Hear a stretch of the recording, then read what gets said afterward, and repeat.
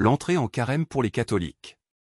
Il n'y a pas d'autre manière pour définir le carême, il s'agit vraiment d'un moment de préparation, de réflexion intérieure profonde et unique, indispensable pour aborder le mystère pascal.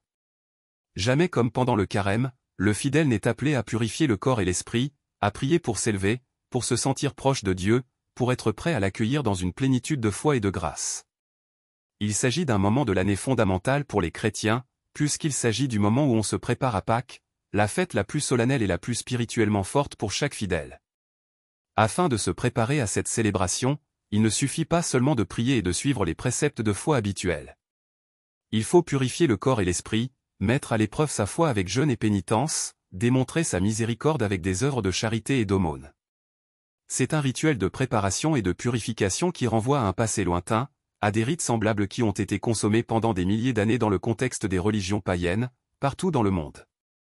Ce n'est pas un hasard si la pratique du jeûne, une des plus importantes de celles à observer pendant le carême, se retrouve encore aujourd'hui dans de nombreux autres cultes, pensons au Ramadan pour les musulmans et au Kippour pour les juifs. Dans le passé, les préceptes qui régulaient la vie des chrétiens pendant le carême étaient bien plus rigides et plus nombreux qu'à l'heure actuelle.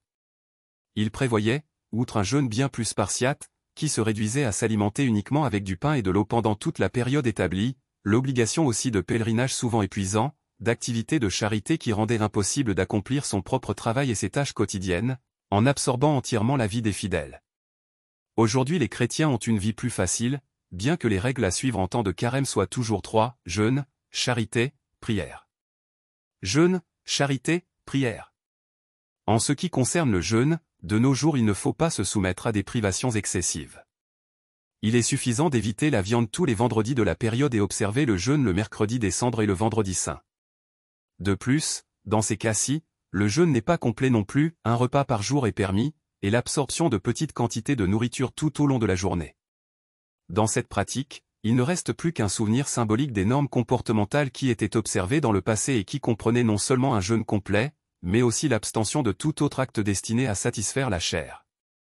Abstinence de la nourriture, du vin, du sexe, afin de purifier le corps et élever l'âme.